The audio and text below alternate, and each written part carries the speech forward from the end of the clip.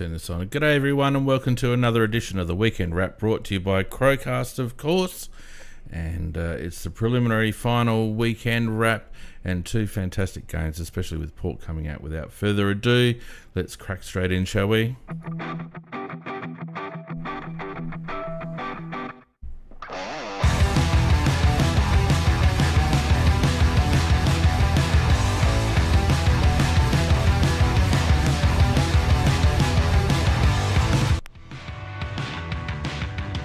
G'day, Macca. How you going?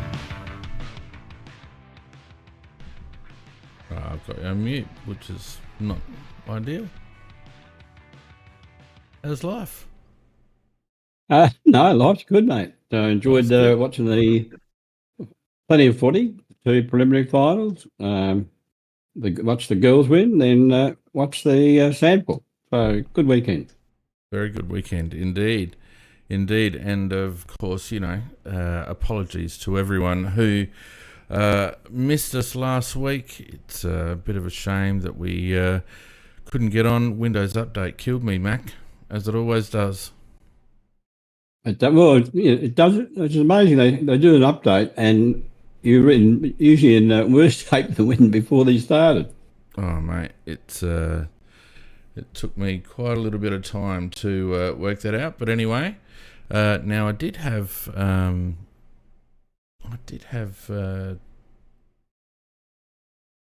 this chat working before, but it's just escaping me at the moment. So we'll just I'll see if I can get that working again. But in the meantime, if you are on YouTube or Discord, then feel free to have your say. If you're in the Discord chat, obviously, if you're on the live stage, plenty of opportunity to have your say. Just stick your hand up and we'll have you on.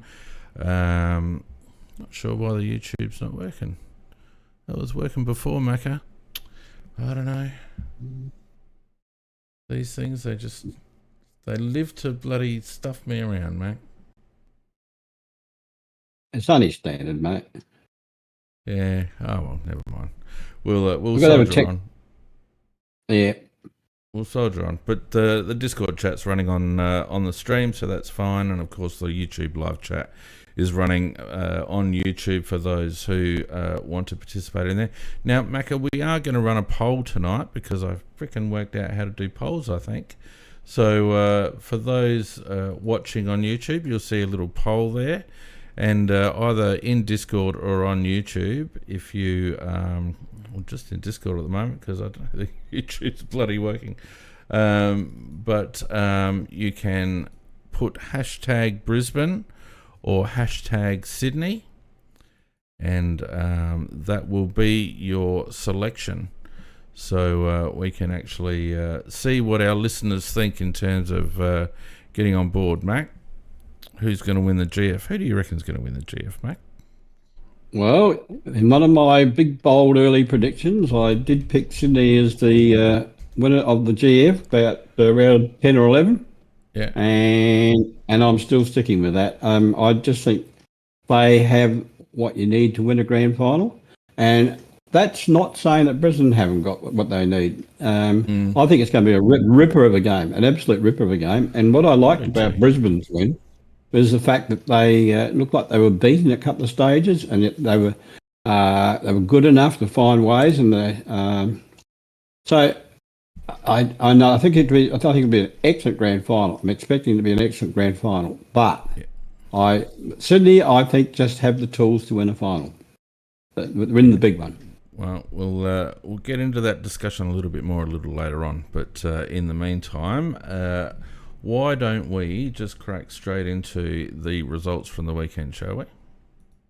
Why not? All right. And second one first. Let's do the first one first. This was most gratifying, Macca. The Swans absolutely destroying Port. The margin was much closer than it should have been, really. 36 points at the end of the Swans. 4-8 and 11.95 to Port 8-11.59. And as I thought would be the case, Macca, Port just can't kick enough goals with their current configuration.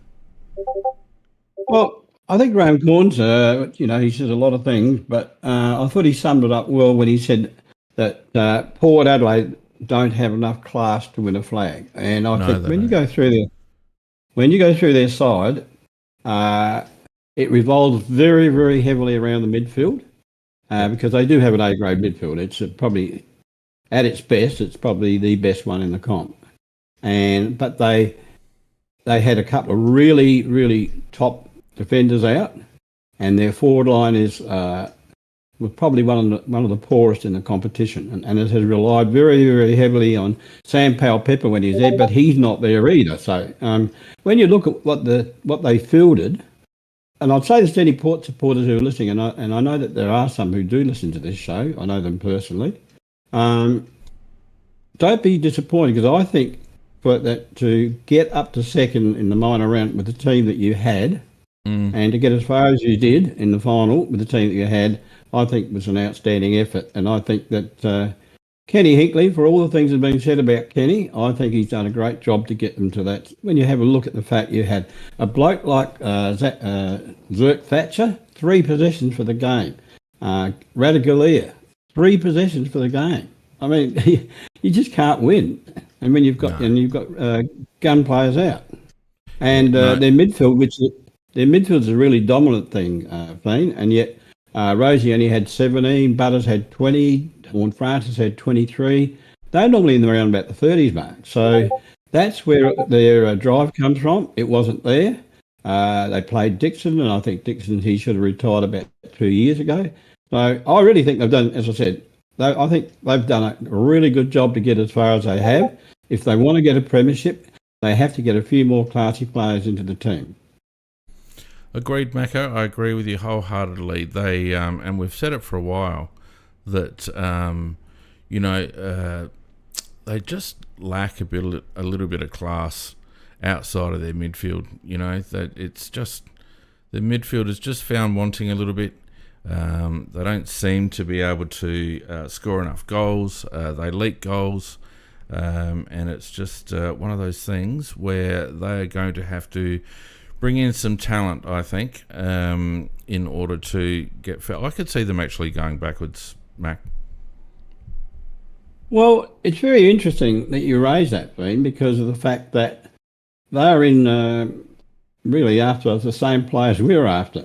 And they need players to improve. We need players to improve. So, correct. About 3 of the players, at least 2, if not 3 of the players, are the same ones that we're after. So I'm hoping that Houston doesn't go, because then they won't have the trade capital to do it. So agreed. Otherwise, I've just got this horrible feeling with some of the players holding off that they've been waiting for Port to finish. So yeah, that's just another story. Well, I think that's actually the case, Mac. I do think that's the case.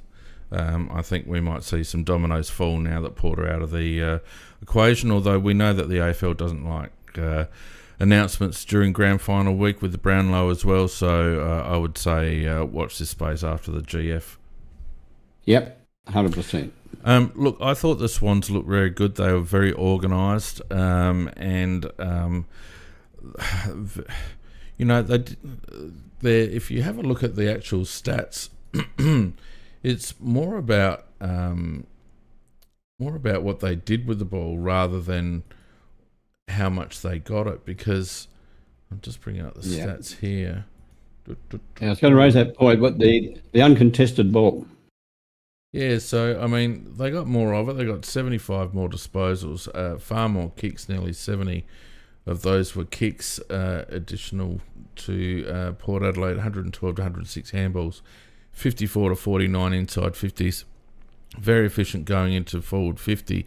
But Port Adelaide aren't going to win games of football with 49 inside 50s with that forward line. They just don't have enough firepower to only get it into their forward line 49 times, kick a winning score. Free kick count was fairly even, although many would disagree. Hitouts were even. Clearances, Port won those. Contested possessions was pretty even, but Sydney were just able, as you said, Mac, to get the ball on the outside and just control the game. Well, they did, and they have some very good users of the ball. I mean, Goulden, he's very, very good. Haney's good. Morner, he's good. I mean, and Rowbottom, he's very underestimated. He's very good too. So I mean, they use the ball very well, and what they do, they just create the opportunity. They just wait for the right moment. They don't hand the ball over, whereas Port they were a lot more just bombing forward and hoping, and they didn't have the talent up there. Didn't have the talent to do it. Yeah. Now, thank you very much to Radicus on the YouTube chat, who's kindly donated $5. Says, "Suck to the Ferals, made it a great weekend," and I think we all agree. Mate. Yeah. Look.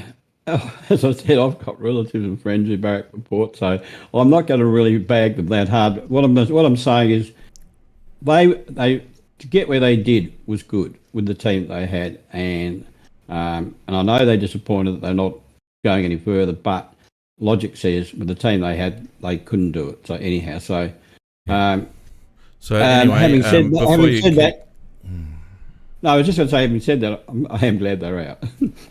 Yeah, well, what I was going to say is if anyone on the YouTube chat likes to support the cast, then go ahead and give us a super like, and we will read your comment out on the cast, because I can't get YouTube chat feeding in here at the moment, which is annoying because I had it working before the show, so never mind.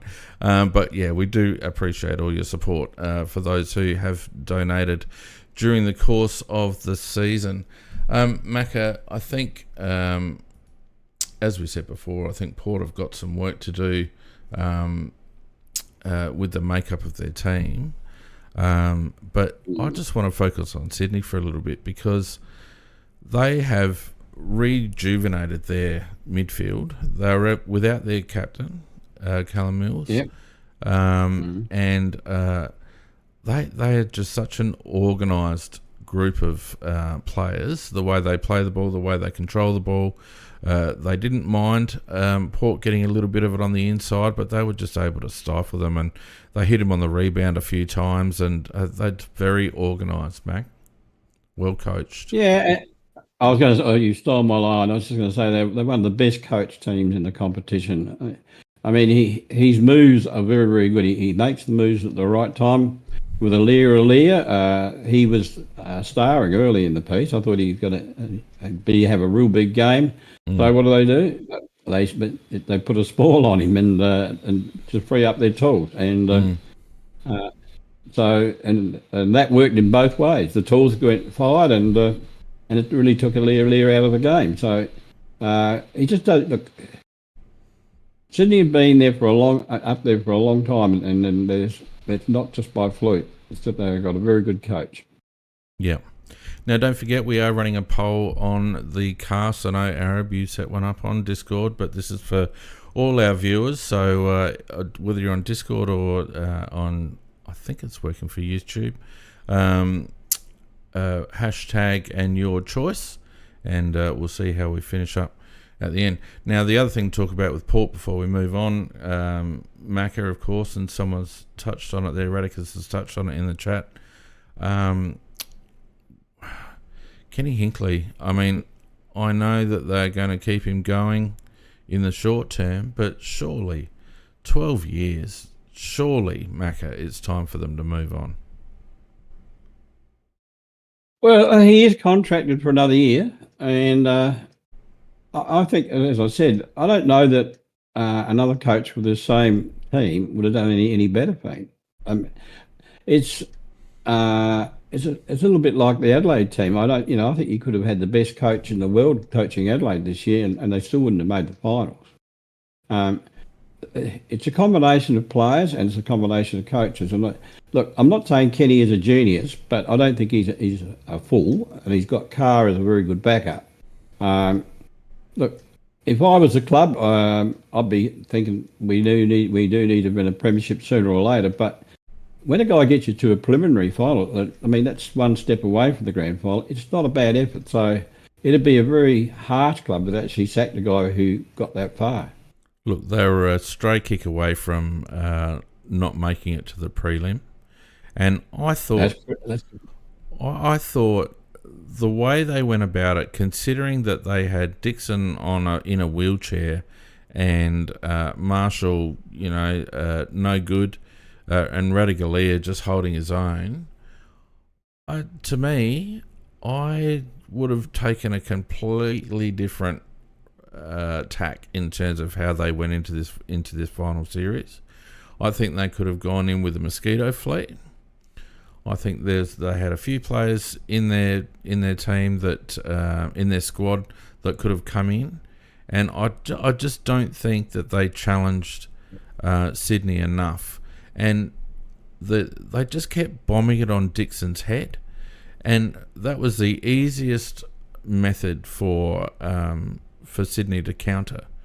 All they had to do was get around. So that's Macca. That's nothing else. Like, you can say what you like about their squad, and I'm not disagreeing with you about their squad, but to me, you coach and you develop a game plan, or you implement a game plan that suits who you've got on the park, and I just don't think he did that.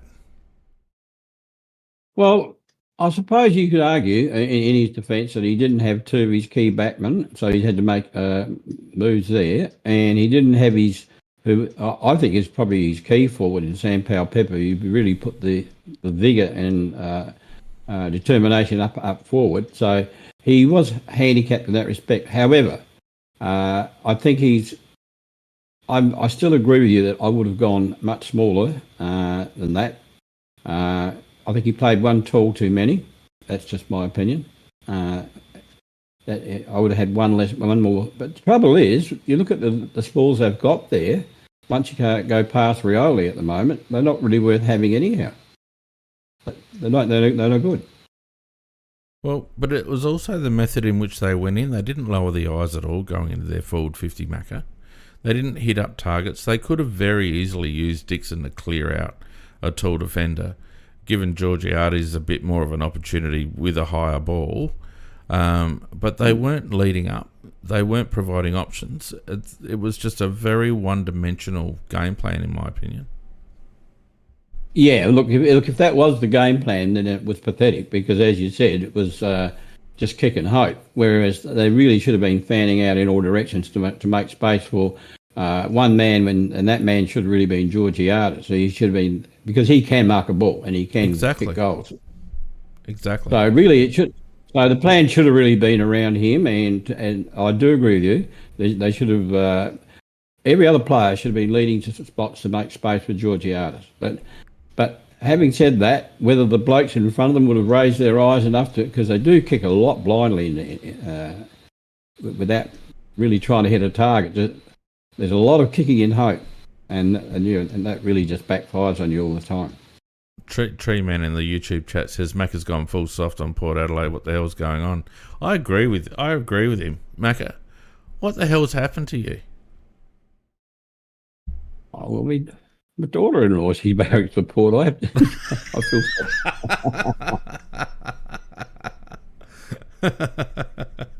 I see.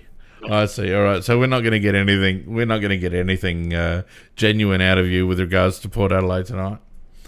No, look, I'll bag him through the year, but it's the end of the year, so I'm going soft on him. Oh, that's amusing. No, look, I think Port really have to. I think they have to refresh, and I think as a result of that, I think they need to refresh the coach as well.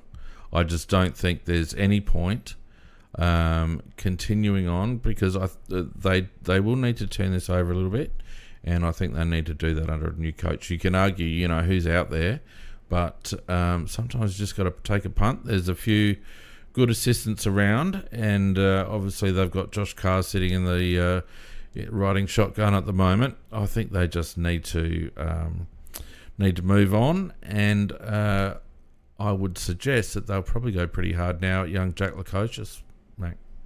Yeah, that's what I think is going to really happen. That's why I am concerned about our chances. I mean, the scribes are saying that we're the favourite to get him, and that we've offered a 5-year contract. But look, and that we can afford to pay more than Port can. So whether that is the case or not, I don't really know. But if I'm Port, I'm really after him 100 mile an hour because they really need him a lot more than we do. I just think the reason that the Crows are favourites at the moment is because Port have been pretty quiet because they've been focusing on the finals. And I think now that you find that as a result of them being out, I think that they might come to the table pretty quickly, to be honest with you. Oh no, they're already there, Pete. They're already there. They're the recruitment team. They're there already. They're having a crack already. There's no doubt about that. The fact that he hasn't made any comment that he's waiting makes me think that he could be waiting for Port to finish their season, which means we won't get him. And it worries me a little bit with Cummins too. The fact that he could have easily said by now that he's coming to Adelaide, but he hasn't.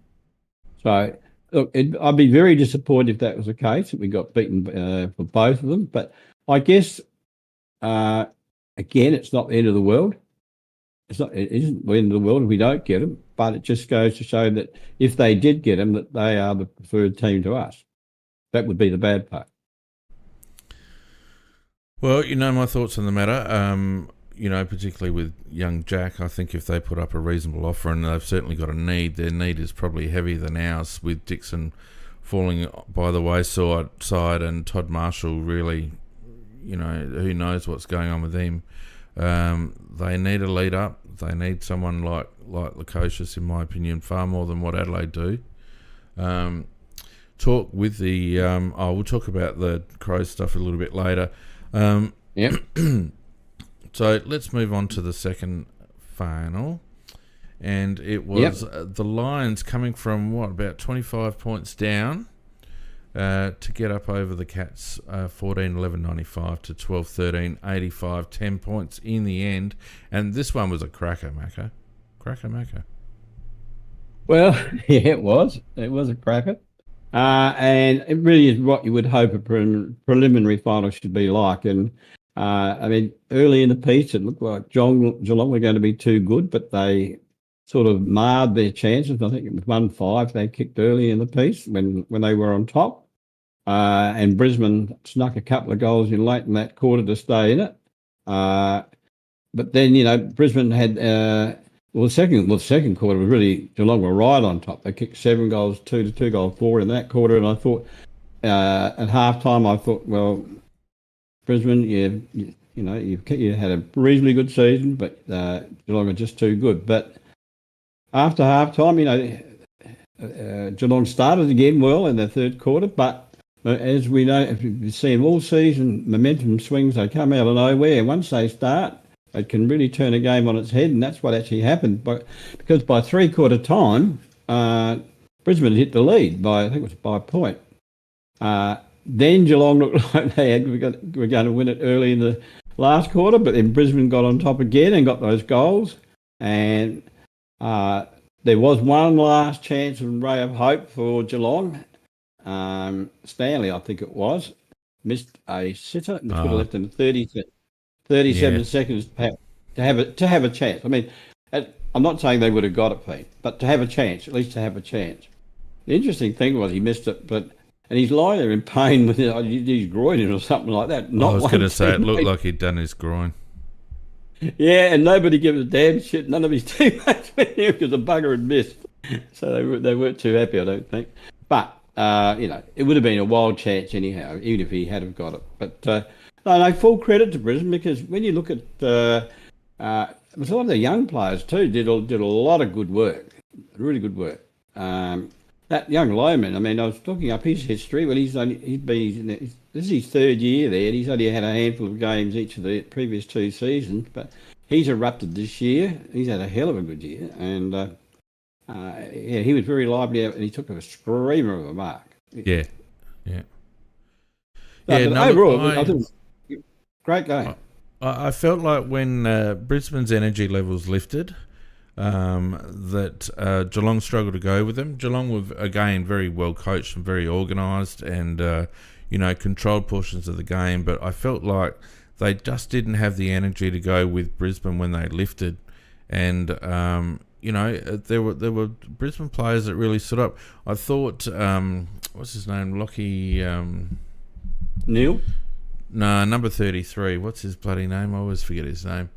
Missed 2 goals early and then got tackled sort of towards the end there going forward. Yeah, I know. I do know who you mean. Yeah. He missed about three sitters for the game. Yeah, I thought he was going to single-handedly cost them the game. He had an absolute shocker, to be honest with you. I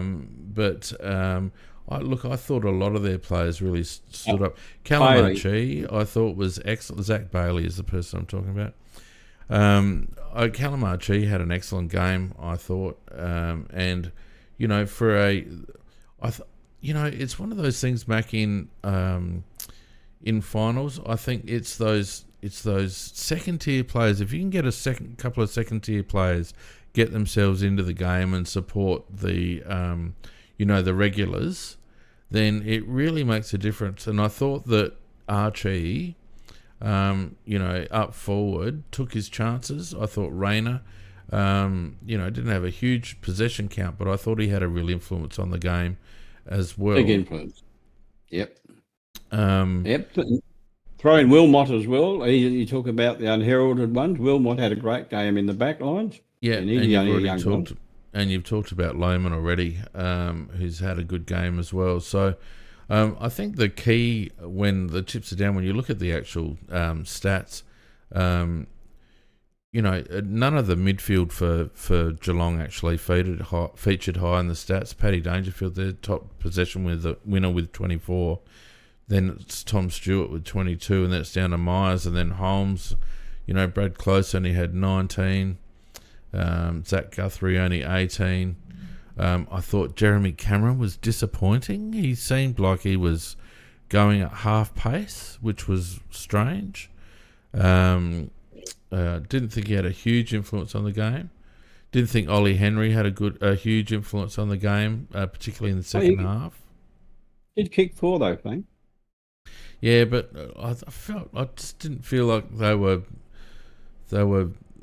able to, like Tanner Bruin, for example, only the 10 touches. Blitzarv's only the 9 touches. That was quite key. Mitch Duncan, obviously not much of an influence at all. So I think in the end, Brisbane's midfield, Zorko with 32, although he played off the halfback. Lockie Neal with 31, Dunkley with 28, Wilmot with 24, Ashcroft with 22. I mean, that's a fair shellacking in the midfield. Yep. There was one thing where he went really bad for Geelong, and that was Holmes. Holmes getting injured. He did a hammy, I think it was, his left hammy. Yeah. Holmes, he was firing, and he's had a really, really quality final series. He's been really on fire, and he had started the game in the same vein again. And I thought, geez, Holmes has dropped out of the game, but I know she's on the boundary there and testing his hammy, and he didn't get.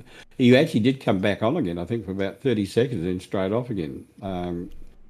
So that was very costly for Geelong. But by the same token, Brisbane had their ruckman, McInerney, popped his shoulder, which would be very bloody painful. I'd hate to do that. Did it twice. Twice, yeah. I mean, he went back on again and did it again. And point for courage, and maybe question mark for stupidity, but... well, it's not stupidity. It's a bloody final. Like, he did what he had to do. That's what you do in finals. Yeah. If you have a look at the team stats, you see, Brisbane Lions, probably 70 odd more disposals. Most of them are gain kicks, although a few more handballs as well. Actually, less inside 50s than Geelong. They did. And they, in terms of hit-outs, they smashed the Lions. Geelong did. But the Lions got 43 clearances to 33. Even though the hit-outs were 57 to 27.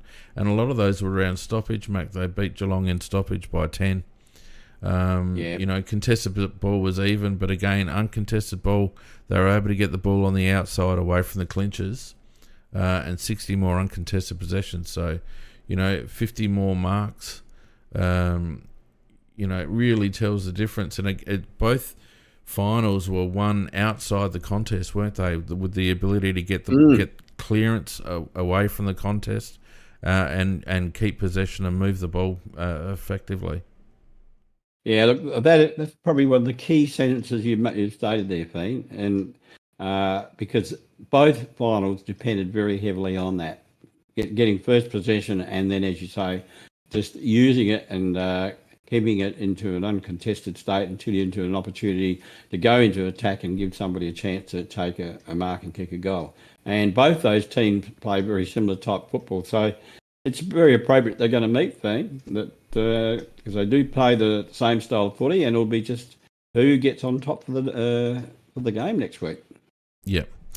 You know, so before we get on to next week, what of the Cats? I mean, we write them off every bloody year, and they keep bobbing up and you know, getting to the pointy end. Obviously, Hawkins is probably, you would think, going to retire now. Mitch Duncan, not far away. They've got a few. You know, even Jeremy Cameron's starting to get up into the older brigade. You know, you don't write them off, obviously, but even Paddy Dangerfield is going to be limited. I wouldn't mind betting that they play Paddy almost permanent forward next year. But what they don't seem to have, Macca, is they've got one or two good midfielders coming through, but I think they'd be disappointed with Tanner Bruin at the moment. He's a flop. Absolute flop. I wouldn't say he's a flop, but he's not come on to the extent that they would have expected. He only gets about 12, 14 possessions a game playing on the ball. That's just not good enough. Well, he had a good game the previous week. I just don't think they're going to have that rampant midfield that they've had in the past. And what we saw with Geelong, and I was up at the pub in Newry watching it, and my mate and I both noticed it, and I think you and I have said it before. They've played a completely different style of football in this final series. They have pushed up very, very high, and they've tried to get teams over the back, and they did it early against Brisbane again. But Brisbane, I noticed the game actually compressed, because it seemed to me as if Brisbane or Fagan basically thought, well, bugger it, if they're going to push up high, we're going to push up high as well. And it almost sort of ended up with most of the players in between the two arcs at various stages. Well, that's a very, very good analysis. That's exactly what did happen. There was probably only one or two outside it. So, you know, they weren't able to get the spread and the separation after half-time to get Brisbane over the back. And I thought Brisbane played it very well, and they had Danaher playing up high, they had Hipworth playing up high, Hitwood playing up high, and you know, at various stages they had one or two smalls. They had Lohman and Bailey and Cameron sort of in the forward half, with a bit of Rayner as well at times. And I think Fagan coached that very well, and I think Chris Scott almost had to configure that way because it was the only way they were going to get a score, because I don't think they had enough forwards. A little bit like Port, not quite as impotent, but they certainly didn't have the forward power that they've previously had, Macca. Yeah, well, Stengel didn't have a good one. Cameron, he is always dangerous, Cameron, because he is a quality player. Yeah. But apart from him, there really wasn't any other forward. Well, there was one. What's his name? Who kicked the 4 goals? Henry. But Henry got the 4 goals. But and that really is probably a top effort from him, because he doesn't normally kick 4 goals. But their regular forwards who they rely upon, they didn't really play much of a role. And as you said, I think that the coach would have been at his wits' end trying to work out ways to score, because the Brisbane defence was very, very good. Yeah, very good. And I thought Fagan coached very well. You know, he's been criticised in the past at times for maybe being a little bit tactically inept. But I felt like they really corrected what was going on halfway through that game. They lifted their intensity, and once they got a sniff, and the thing with Brisbane now, Macca, going into the GF, is that they came back from 45 down the previous final. Now they've come back from 25 down this final. That gives the team a bit of belief, doesn't it? Well, it does, and while I picked Sydney, I won't be one little bit surprised if Brisbane did win it. I mean, it's a dead set 50-50 game in my opinion, because they both come into it with very good form, and are both playing their game as they want to play it. Let's have a look at the which way am I going? Let's have a look at the GF, obviously next weekend at 2 our time, and I think one of the keys is going to be, even though he played under duress for a large portion of the game, I think one of the keys is going to be the ruck, Macca. I think you'd expect Darcy Fort to come in for the Big O, and I think Brodie Grundy could have an absolute field day. Well, I was going to raise that exact point too, because you can't really think that McInerney could get up and play that game. If he does, he can't be as effective as you'd like to be, because you'll only have one good arm. And you're quite right. You would think that Grundy would be thinking, I'm going to have a hell of a good week this week, because I'll be going up against either a novice or a bloke with that's wounded. Yeah. Well, I think the strength of the Big O is around the ground. And I think that's where Brodie's going to potentially find himself being quite influential. He's up and down with his form, but I think if he gets a sniff and it's a grand final, I think I'd almost be inclined to put a couple of lazy bucks on him for the norm. That's what I reckon, Mac. Well, I wouldn't go for him for the norm, because I think there's so many good on-ballers and wingmen and centremen and that who will dominate and get their 30-odd possessions. So they're the people that generally get the medal. But, yeah, he really should figure up high in their best players, given the fact of what's happened to McInerney. Yeah, and that's assuming, of course, that McInerney doesn't get up, but you would expect... that's a very unstable shoulder now, and really not worth the risk in a grand final. Terribly disappointing for him, obviously, but you've got to play your best 22, and so many examples of players coming into finals, injured like that, and it being costly. So the relative strengths of the two sides, I think Sydney's. It's going to be a fantastic battle between the two midfields, Macca, in my opinion. Well, they're two mighty midfields, as it turns out. I mean, Brisbane very well manned in there with Neil, obviously Lockie Neal, but Dunkley, what's his name, McCluggage. He's really been in fine form as well. He had a great game. He had a great game. Yeah, he did, and on the other hand, I noticed that apart from Heaney and Warner, that Gilden he attended quite a few of the centre bounces as well. Which he's just a good player wherever you play him, whether you play him on the wing or whether you play him in the centre. So you're right. I mean, there's going to be two quality midfields up against each other. Sydney have got one advantage in the bloke they got from Melbourne, who they use as a tagger. Oh, I've got my bloody name at the moment. I forgot his bloody name. Jordan, yeah. Thanks very much out there. Jordan, yeah. He is very, very good at cutting a player out. He really is. I mean, he did it to Butters. He just everywhere Butters went, he's got this bloke hanging off of him and cutting him out. That I think you could say well, okay, he's just a tagger.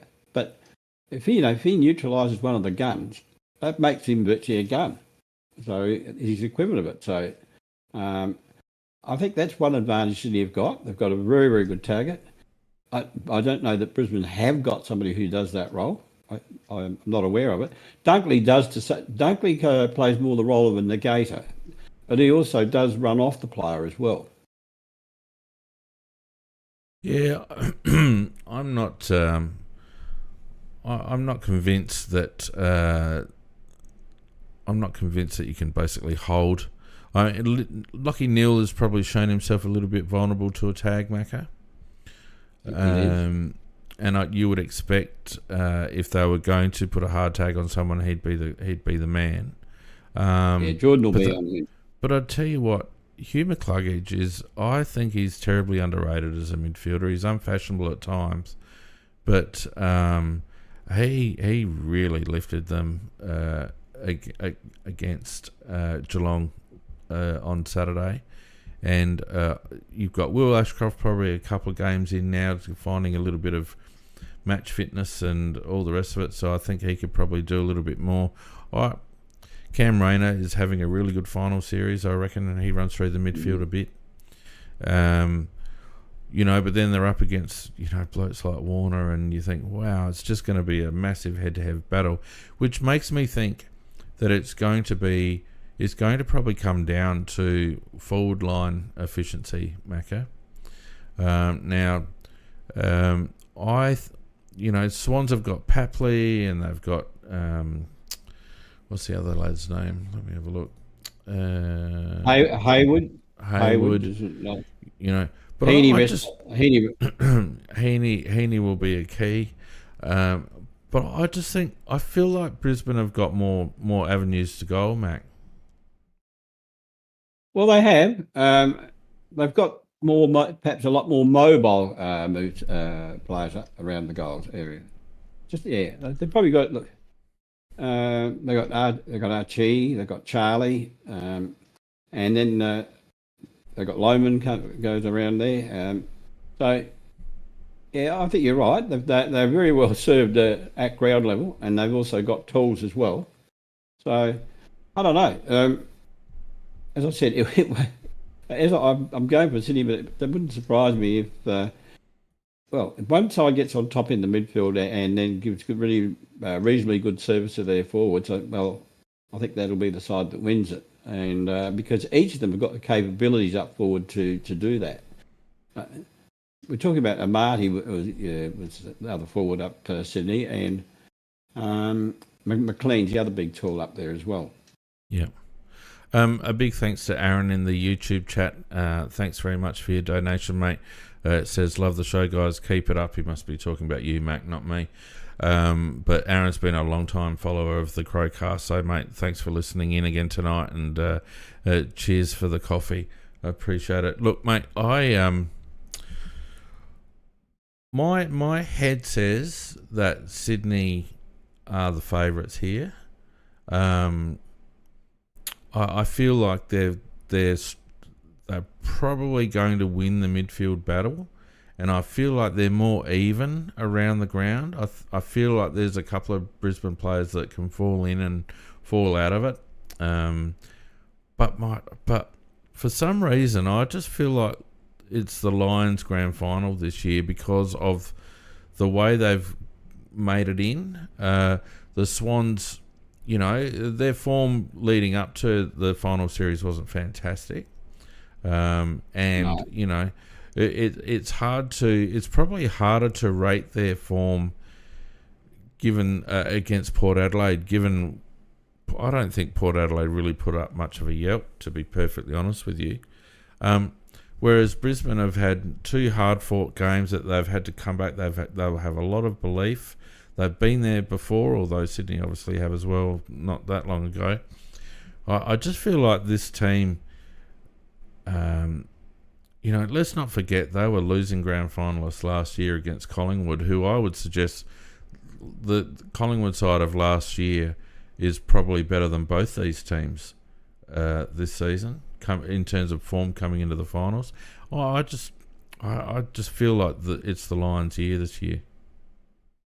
Well, look, it certainly wouldn't upset me if it was. As I said, I'm going for Sydney, but I mean, my heart would like to see Brisbane win it. I like Fagan. I like the way he approached his players, and his players seem to love him and play for him. And I think they play a nice brand of footy. So, and I think you're quite right. Though I think they've had a nice tune-up in the way they've come in, because they've had to beat better sides than Sydney have. So. I think you're quite right. I think that Brisbane are primed for it. But if all those guns of theirs fire all at once, they're very, very hard to beat. Well, and that's true. But look, both sides have lots of talent, Macca. They do. You know, we're not talking about a situation like with, say, Sydney v Port, where Port have a couple of stars and then fall away quite dramatically. You know, both sides have a lot of talent. I would say that Brisbane are more potent up forward, but then, you know, you get a bloke like Papley get on fire, and you know he can, you know, just bloody go berserk. You know, both teams have got players that can set them alight. Heaney's another one for the Swans, obviously, who can set them alight. You know, young Logan McDonald has had a relatively quiet final series, but he can take a grab. Then they've got a Marty who seems to, like, if they just should put Crows coloured glasses on a Marty, because then he'll go berserk. We seem to be the only mob that he bloody kicks goals against. Yeah, I think that would work. Another guy who could actually take a game apart, and he did in the third quarter, was Warner.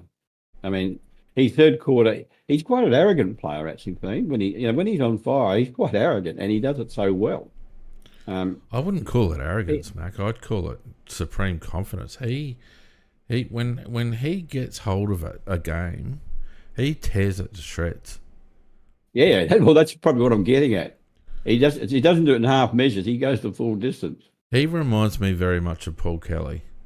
To me, he's a bit of a, like, Kelly probably had a little bit more grit, but I mean, Warner's career is still fairly young. But I love the way he goes about it. So do I. That's what I'm saying. He can be just an absolute match winner in one quarter. He just goes berserk. So, you going to put your neck out, Mac? Oh yeah, no. Sydney, I'm sticking with Sydney. I just think if all those quality players fire at the same time, and look, and if Brisbane's all fire at the same time, it's going to be one hell of a final. But I think that just the magical three of Heaney and Goulden and Warner, they're the magical three in my opinion, and they just might be the difference. And do you reckon they'll play Mills? He's obviously under a cloud with a hamstring. Didn't play last week. Obviously the captain of the side. They'll probably give him every opportunity to get up for it. No, I wouldn't. But he's a few days short of what you'd normally give a hamstring. What would you do with it, mate? Not a chance. Would not even contemplate playing him. You take in 23 absolutely fit players. You don't gamble on anybody's hamstring. What if he's running on the ground on Thursday night, mate? No, I don't care. I wouldn't take him in. Seriously, the side they've got is a good side. They don't need to take any chances. They don't need to make any changes. To me, they just go in with what they've got, because it isn't that long ago since he did his hamstring. I don't think it's been long enough for it to be right. It could easily go ping, and then you could be one man down in the grand final, and that's not good. So I just no chances. Well, I'm going to stick with Brisbane. Hard overhead, I think. I just think momentum seems, it's just a gut feel, momentum seems to be with them a little bit. I think they're a little bit more match hardened. I think they've got more blokes that could probably explode. I think if the game is played in a controlled way, that'll play into Longmire's hands and his players will be able to get on top. But if it gets a little bit chaotic, as grand finals often do, I feel like Brisbane have one or two more mercurial players that could just turn it. So Well, we'll see how that goes. look, it should be an absolute ripper no matter who wins. I reckon it's going. I'd be very disappointed if this wasn't one for the ages because they're two damn good sides. I think they are the two best sides, and it should be a beauty. Yeah, I agree. I'd agree with that, Mac. I think it should be a cracker, and often, they line up being crackers and they end up being one-sided. But I think we have shaken out the two best teams in a very even year. Sydney in particular, early doors were amazing and a little bit bumpy coming in, but it's a marathon, not a sprint. And Brisbane, what do they won 9 of their last 11 or something like that? So, Yep. And I don't think it matters that Brisbane have come from outside the top 4 simply because it has been such an even season. So, but I don't think there's any team out of the top 4 or beyond these two that could consider themselves unlucky. No, these are the best two teams, no doubt about it. You could probably make a case for Hawthorn, but I think they had a massive run, and you would expect them to continue on with that next season. But I think they probably went as far as, well, they exceeded everyone's expectations, of course, but I think they were probably exposed a little bit at the end there. Look, I think they came from nowhere during the season. Look, he had a game plan, and it took time to get it going. It's more of a swarming type game plan that he's got in vogue, and it took a while to get it going. And not all young players. They're a mixture of players coming from other clubs and young players, and as the season went on, they started to gel together, and they became very hard to beat. But with that underneath their belt, they'll be even better next year. Yeah, agree with that. One last question. We were talking about Mills before, and not getting up for a grand final. Mm-hmm. I am really not a fan of the pre-finals bye. I think we should roll into the bye. And by the way, Jakey in the YouTube, very good shout, Jakey. Jared Berry to run with Heaney. I reckon that's a good shout. And probably will happen.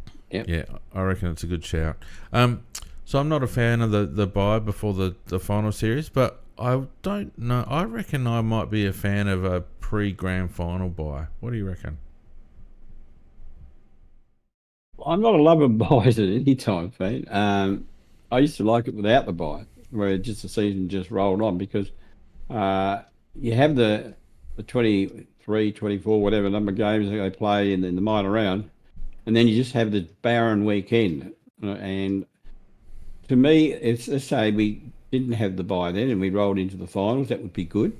And then you'd get up to the fact you have your preliminary finals, and then next week you've got a barren weekend. And to me, particularly the final series, it's all about momentum. And I think that you'd lose that magic momentum if you had that bye. I understand why you'd have it, but I don't like it.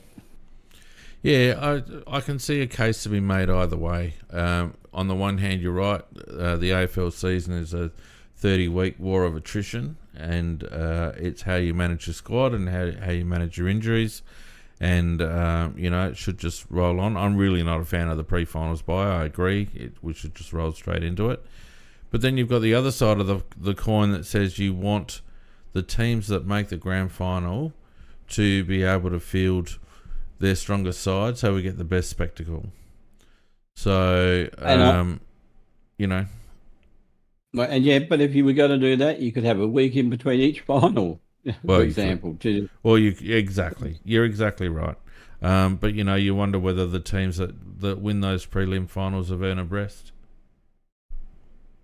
Well, look, people can make a case for it, but I'm old school in that sense, and I liked it. I preferred it when we didn't have any byes at all, but when we just rolled straight from the minor round into the major round, because I reckon that is so hollow in that week at the end of the minor round. It's just hollow.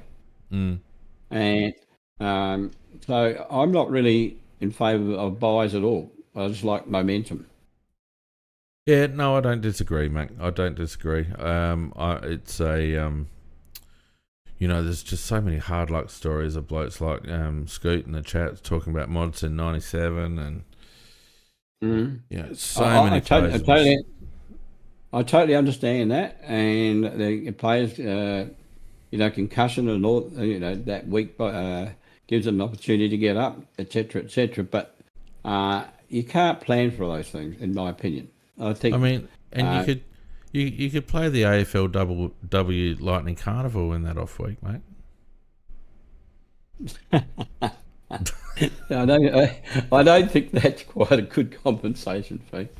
Shout out to the AFLW, just taking the piss, and having the girls been going well, by the way, fantastic. Well, all right, our girls, I love watching our girls play. They play footy like they play well in the women's stand. They play at footy as it should be played. Yep. All right, so one each. You're Sydney, I'm Brisbane. Is that right? Yeah, that's who we are. Very good, very good. All right, mate. Well, that probably does it for that. But before we go, we should probably just talk about.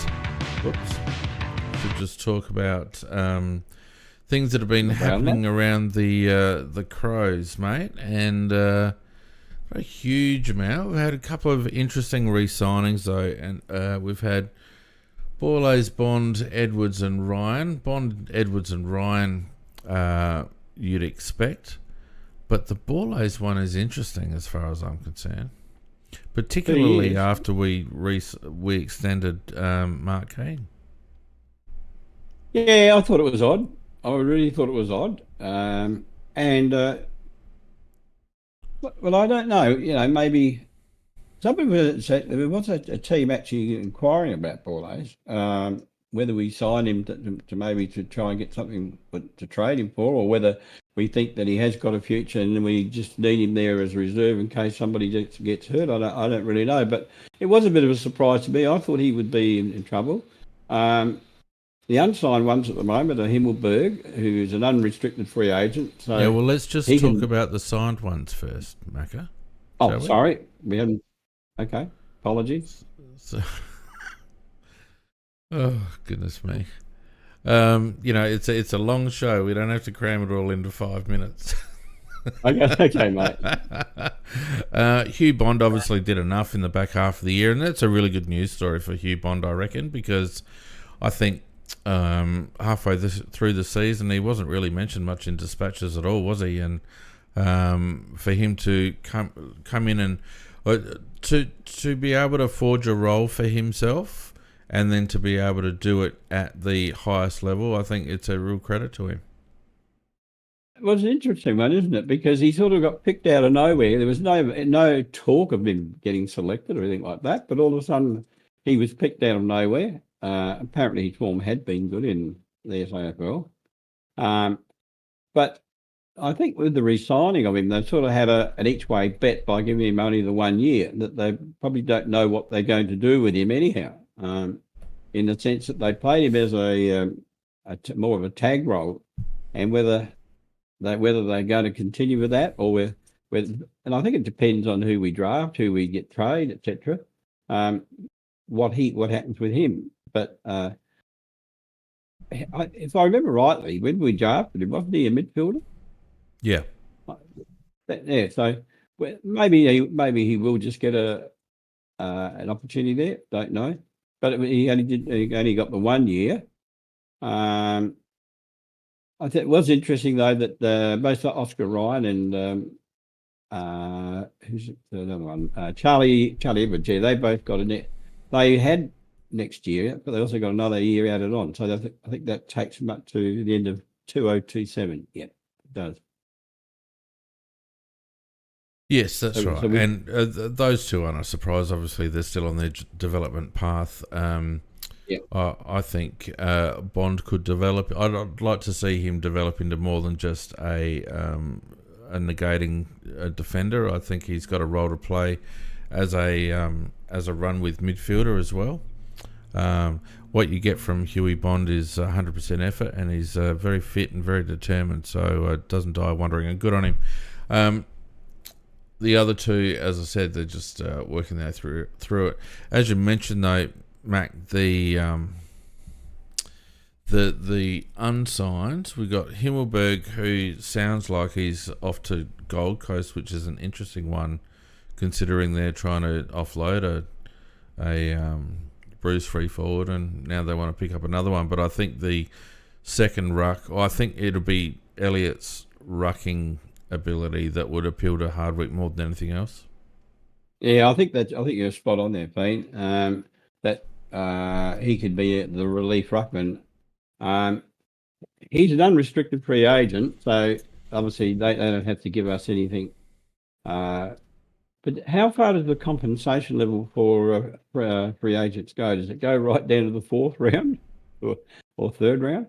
Oh, we won't get anything for him. Yeah, I don't know. I don't know how it works obviously clearly with players who are, somebody's just clearly a break glass bar. Well, that's about right. And we've also got Hamill, who's an unrestricted free agent, so we won't get anything from him either.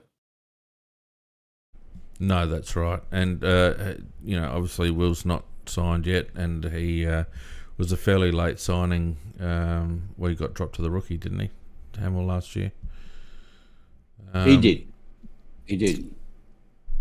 So, so it's Himmelberg, Hamill, Lockie Gallant.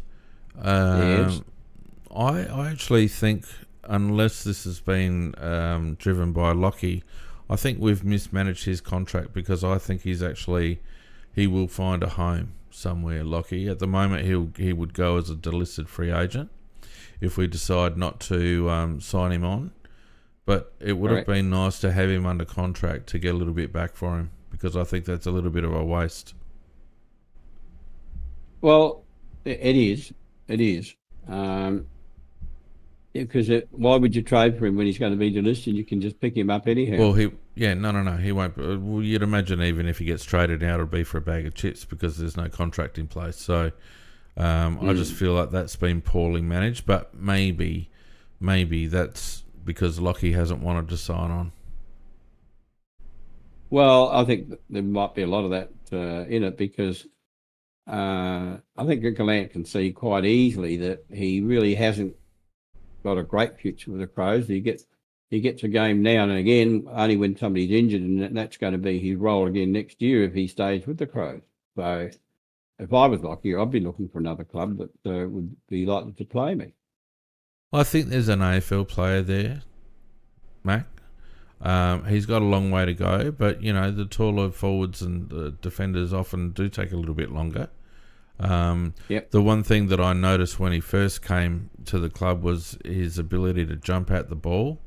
I think he's had some good performances at SANFL level, and I think with the right guidance and development, I think there's a player there. I think what we lacked is a role for him, because I mentioned it during the course of the year. Every time he came in, it seemed like he was playing for his life, and he didn't really have a definite role. It was just like, go and try and kick a few goals, Lockie. And I just don't think he probably got the chances that he needed to solidify a spot with the Crows. Well, he certainly got no continuing role, did he? It's very hard when you are a fill-in player and you only get a chance when somebody's injured, and if they're only out for one game or two games, and that's what you get. You're not really getting any opportunity to really put a stake in the ground and say, I'm good enough to take this place permanently, because first of all, you're not really part of the game plan, and you've got to try and adapt yourself quickly, and also you've got to adapt yourself to the extra pace of the game that you're coming up from the SAFL. So it really takes probably 2 or 3 games to really get really in tune. Correct. So it's really hard for the guy. And if I was him, I'd be looking to go to another club. Yeah, I still see a little bit of Jack Gunston in him. But anyway, who else have we got on the chopping block? Well, McHenry's out there unsigned. McHenry. So I would expect that they will keep Hamill and McHenry until the death, and basically see what shakes out. Well, I think they'll keep them all to the death, and they have actually made that point, that they won't be giving an answer on these players until after the training period. And, that makes sense. We have quite an interesting trade period come up. Of course, we've got Neil Bullen, who we've spoken about before. I'm a little bit concerned that we're going to overpay for him. It seems to be a mutual agreement that he can come back to Adelaide with Melbourne's blessing, but I don't feel like we need to be giving a bloody, a high second round pick for him though, Mac. What do you think? He's not a pick 25. Look, he's a good handy player.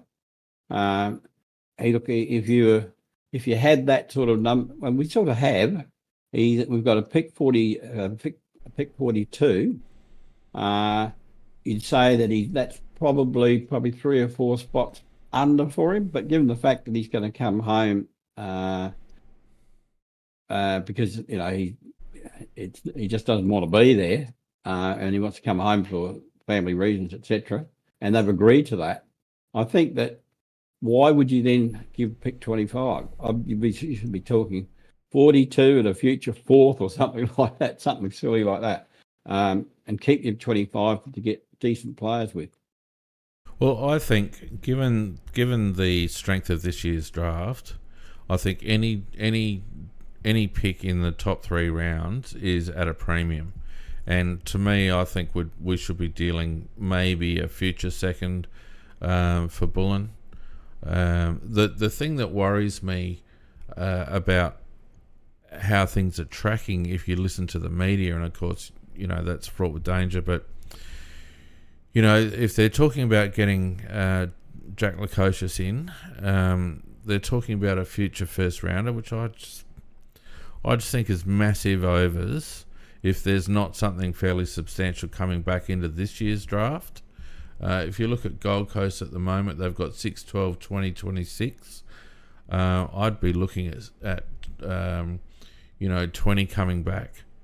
You're spot on, Fiend. You've stolen my thunder. I was going to say that happy to give the future first if they give us 20 in this year's draft. Yeah. That gives us a chance to have a crack at the young ruckman that's in this draft.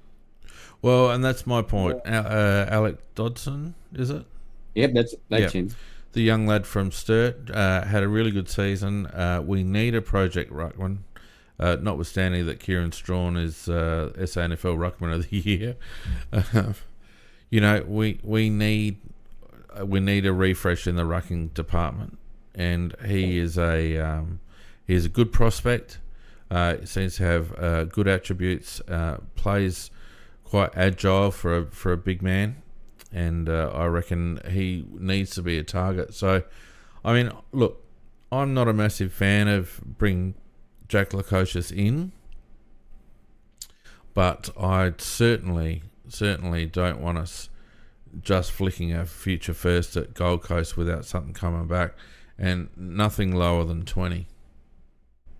Yeah, look, I'm in the same, exactly in the same vein as you, Fiend, because I'm indifferent to whether we get him or not. If we get him, that's okay. I think I think he's better suited at Port Adelaide than he is at Adelaide, because at Port Adelaide they've got Georgiades, who's a quality forward, and really nobody else. So he would, and I think that's his wish, is to play forward. If he plays, if he comes to us, he'll be the number 3 forward. And perhaps he might like that without the responsibility. I don't know. But by the same token, he's not he may have gone at pick 2 in the draft, but it's like a car. You pay so much for a car. 5 years later, you roll that car out. You're not going to get the same money. You're going to get what it's worth. But here's the thing, right? You're right. He would come in as a 3rd string forward. We've got Thilthorpe and Fogarty. We've also got young Welsh, who'll develop over the next few years as well, assuming they pick him up. Who in their right mind pays a 1st round pick regardless of what's coming back for a 3rd toll? Exactly. So you could argue, and this is where if Gold Coast really want a 2025 1st round pick, then you'd almost be saying, we'll give you we'll do a pick swap for next year. We'll give you our next year's future first, and you can give us we'll get and a bloody 3rd rounder this year or something, and we'll make a bet to see who finishes higher. Well, whether they'll do that, I don't know, because the problem is also they've got to get points because they've got a few academy people, haven't they? Well, yeah, and let's not forget the salary situation. You know, it doesn't matter how Gold Coast try to frame it. This is a salary dump. They want to get his salary off the books. It's a back-ended contract. They want to get it off the books. So, you know, they're not going to be... we're not going to be in a situation where we give them a future first and they pay 50% of his salary, because they don't want to cover that. They want to clear that deck because they want Rioli in and whoever else. So, you know, we really do have the upper hand here. But I feel like we may not be willing to play it because we're too, you know, we're fear of missing out sort of situation. Whereas, to my mind, you know, he's very much a nice to have player, not a need. And for us to give up that amount of capital, or what they're talking about, to me is crazy. Yeah, I sit exactly in the same camp as you on this one. It'd be nice to have him. He probably will add something to the team, but by the same token, he's not a must to get to the team. What is a must to get to the team is two things. We need to get, if it's not a ready-made midfielder who is a gun, and I don't think that's on the cards anywhere, then it has to be into the draft with pick 4 and getting the best gun midfielder that we can get, that will blossom into what we really need. And then the other one is that our second need is to have an emerging ruckman that actually taps to a player to eventually take Rob's place. So they're the two main needs that I think that we should be focusing on. Neil Bullen, I mean, he's handy to have because he is a handy workhorse type of player. He goes in hard, he gets the ball, he uses it pretty well, so he's handy to have. I think that underrates Neil Bullen a little bit. I think he's better than handy. Yeah, okay. He's straight into our best 22 without any question of a doubt. Well, that's true. He is. He probably goes into our midfield rotation as a second string midfielder. You know, he ran through the midfield quite well for Melbourne. I'm actually more pleased than many that Neil Bullen's coming to our club, assuming we can make it happen, because I think he's quite versatile and he's very reliable. I think the problem that we're going to have with Lukosius is that I don't know whether Port have got the capital. A lot is going to happen. A lot is going to depend on what happens with Houston, and of course, you know, the noises from Houston are that he wants to stay. It feels like it's all posturing. You don't put one of your better players out on the trade table unless you're pretty sure that he wants to go. They will be pushing for 2 first. They're not going to get 2 first. No. They might get a first and a second, Pete. I hope Houston stays. Houston stays. Port haven't really got the capital to do much at all. But they do have a habit of kicking out good players. Carl Aon, he was high in their best and fairest, and they kicked him out to get draft picks. Because they are ruthless club. I'm going to put a name out for you. Yeah. Don't be surprised if there's a bit of a play for Zach Butters from Melbourne teams.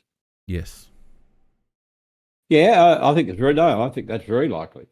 Very likely. I think there'll be a play for Butters, and I think Butters might be open to it. Look, there are rumours about that, and you know, it certainly would give them a good draft ad if it did. I hope it doesn't happen. I just hope they can't trade Houston. I hope they can't trade or don't trade either of those two. I'd like them to be in the poverty-stricken draft situation that they're in now, because otherwise they're just going to be a bloody pest to us. Yeah, but I don't mind if they're a pest for Lukosius. Fair enough. That's fair. No, If they spend their capital on Lukosius, then I'm a happy man. The thing is, if they get rid of Houston and Butters, that pretty much, to me, if they get rid of Houston and Butters, given that Dixon's gone, Boak's probably on his last legs, Marshall's iffy, I think that's rebuild. That's rebuild, and this is not a bad draft to be trying to load up. I know it's midfield heavy, but they're quite a good bunch of utility players, sort of mid draft, and this would be the time to be this would be the time to be loading up if I was Port Adelaide. Well, I certainly wouldn't want to be getting rid. If I was a Port, I wouldn't want my team to be trading Butters, and I wouldn't want them to be trading Houston. But Port love to trade players and to get other players in, and it doesn't always work. It doesn't always work. You have a look at Dirk Thatcher. He was the most pathetic creature on the ground in that game. 3 disposals and had goals kicked on him. You had Radaglia, 3 touches for the whole game. You keep bringing them in, and that's 2 that they gave away good draft pick for, and they were actually handicapped in the team, not assets. So you can do it just too much, thing. Yeah. So let's get off the Port bandwagon, of course. The club has said they're going to be aggressive, particularly in the trade period. You get the feeling that they're more focused on getting players in, and obviously we've got Neil Bullen, and we'll talk about Isaac Cummings, etc. It doesn't look like Perriman's going to get here. It looks like he's probably either Port bound or a Victorian club bound, and Lukosius could go either way. Would you? Well, the one thing. Go on. Sorry, I was just going to say with Lukosius, the one thing we do know is that we have put a contract out there. So I mean, we have because we're capable of doing a trade. We've put it out there. I don't know whether Port have actually put anything to him in, or just trying to keep him around so that they can say that we'll trade players and then we'll be able to have a crack at him. I don't know, but I think we've got an advantage in that respect. But sorry, on you go. Yeah, no. It's a midfield heavy draft, and we will be doing a bit of a draft preview at some stage over the next few weeks, Macca. But some of the young lads that have come through this draft, I've spent a bit of time looking at footage and sussing them out, and there's some absolute quality. Is there any chance we might try and work our way up to have 2 bites at the first round cherry? Is that a possibility?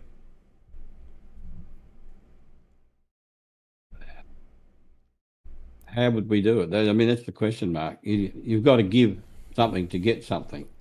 Well, the one that sticks out to me is Gold Coast with pick 12. So what are you going to do? Trade Rochelle? Well, no, you're not going to trade Rochelle, but if we are gung ho on Lukosius, then then that's maybe the Lukosius deal is some way that we can pull pick 12 out of Gold Coast. Yeah, it'd be nice, but I don't think it just depends. I haven't really looked at that. I know that the Gold Coast have got some academy requirements to take care of, and I don't know how much they've got. So they might be very reluctant to part with it. Maybe. Yeah, but they've got 1,000 draft picks. Well, they're going to have. Sure they're going to. I mean, look. There's a possibility, like the only other multiple first round, major first round is Fremantle. Freo 9, have, 10, 9, 10 and 16. But I don't see what we've got to give Fremantle. No, we haven't. So I don't think that's going to happen. Richmond obviously are going to be on the hunt for first round picks because they need to load up. They've got pick 1 obviously, but I dare say they'd like another one. I don't know. Just like I know it's going to be difficult to prize picks out, but Gold Coast for me, considering their stocks and the fact that they've got 6, 12 and 20, it just feels like they're someone we can bargain with. Particularly, Macca, because there's a salary situation there. Well, that's true. If we took Lukosius's salary, right, and offered them, I don't know, let's have a look. Where's Adelaide? If we offered them, say, Lukosius's salary plus 25 for 12 and 20. How's that any difference to the Jack Bowers one last year? Well, the only difference is that Gold Coast were reamed last year. They couldn't actually operate because they had to get salary off of their books. They still were do. over. Well, they still do. Well, and look, it depends on how much they need to do that. I mean, Hardwick. It's not. I mean, it's a salary cap situation, but it's more so about what Hardwick wants to bring in. Yep, that's true. You know, and Bobby, Melbourne clubs will give him better deals for Luco. Luco's got to agree to any trade. And whilst I don't think he's necessarily averse to a move to Victoria, it'd have to be for the right club. So it's not just as easy as them, him packing off to Melbourne. I think it would have to be an appealing situation for him. I could see Melbourne making a bit of a play for Lukosius, to be honest with you. But look, I think, we saw what Port Adelaide were able to do a few years ago, getting Butters and Rosie and the other lad who's now gone. I think we have. Yeah, I think we have to try and be as aggressive.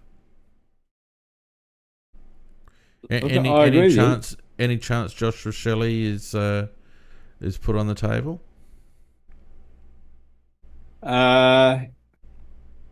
Not likely, unless it's going to be something that gives us perhaps another player and a very, very good pick where we can pick amongst the elite. Well, I don't think it takes both. I mean, Rochelle was pick 6 and hasn't played to pick 6 as yet. A few problems, a bit of disconnection between the club and the player. There's been a lot of talk about the younger players being unhappy with the standards and the support of the senior players. That's come out in the last couple of weeks. So there is definitely a disconnect. There's other blokes too. There's Harry Schoenberg, who's probably looking for an opportunity. He is a possibility.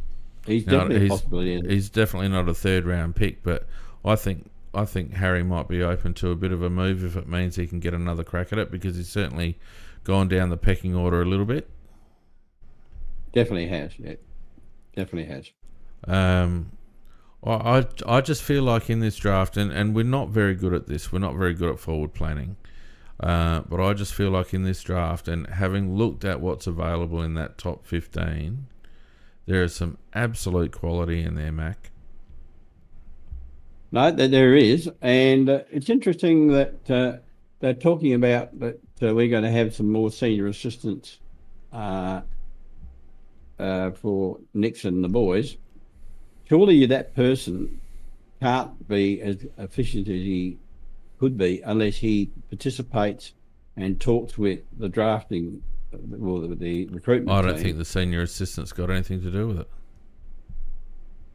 No, what the way it normally works is they tell them what their requirements are, and they don't go around. I don't think the senior assistant. I don't think it makes any difference at all. Well, it's no good, for example, drafting 3 ruckmen when you need 3 midfielders. Well, the coach does not have an input into drafting. No, he doesn't. But he does have an input into saying what he would like. It doesn't mean to say he'll get it. But that's it's the list management committee that decide who they draft and who they trade. Correct. No, 100% correct. It is 100%. I'm agreeing with you on that. So you're not going to have a senior assistant having any say. Like Nick's obviously will have a say because he's the head coach, but only a say. He won't make a decision. The last time a head coach in Adelaide made a decision, we got bloody Gallucci instead of Tim English. Correct. So it's a committee, but I don't think the senior assistant has any. I don't think that has any bearing at all, Mac.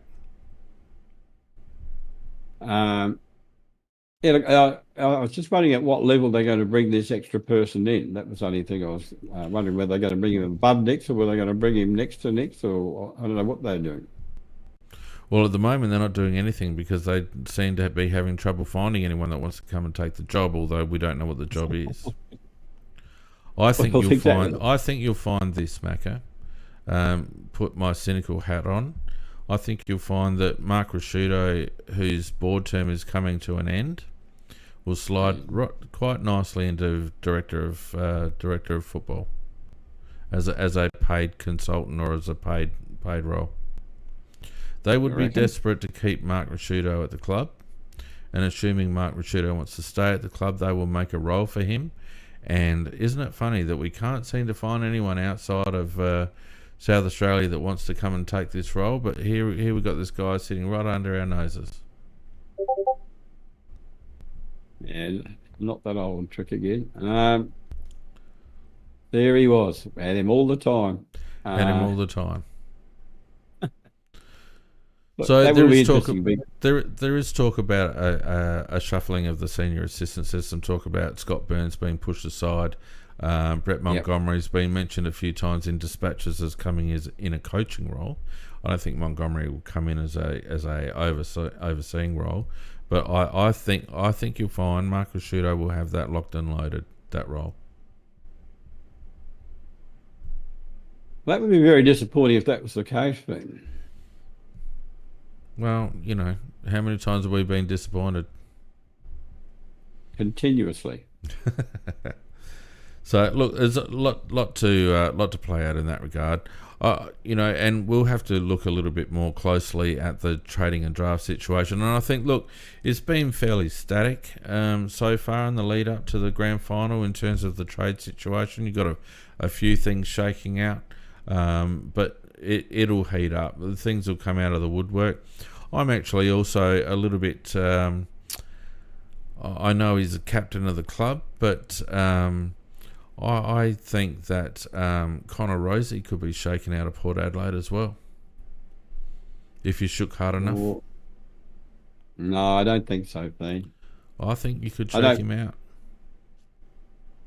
Look, it'd be lovely to be able to do that, but I don't think so. We'll see. I have a feeling the strength of this year's draft, there's going to be some aggressive trading. I really do. Maybe not from us, but I think there will be some clubs that will be aggressively trying to get into that first round. Oh, there's no question about that. There is no question about that. And what you're saying is they'll be prepared to give away a relatively good player just to get into it. Yep. There's a bit coming out of the Western Bulldogs, obviously. A few players coming out of there. We got Stringer coming out of Essendon. Not that he's worth a first rounder, but there's a couple of names coming out, and I think there'll be a few more. I think Collingwood will be a bit of a player. I think Richmond will be a bit of a player. I expect the Bulldogs to be a bit of a player, and Melbourne. as well should be a bit of a player, because I think they'll be looking to underpin what's happening with Petrarca. Here's another question for you. If Clayton Oliver became available again, Mac, would you go down that road? No, certainly wouldn't. I don't think Oliver, I think I showed all year, last year, that he really hasn't changed much at all. I just think that if he's doing everything correctly, he's a champion player. But as he's living his life at the moment, or has been in the past living his life, he's a cancer in a club. And I wouldn't want to introduce any risk of that coming into our club. Do you reckon Dusty Martin was a cancer at Richmond?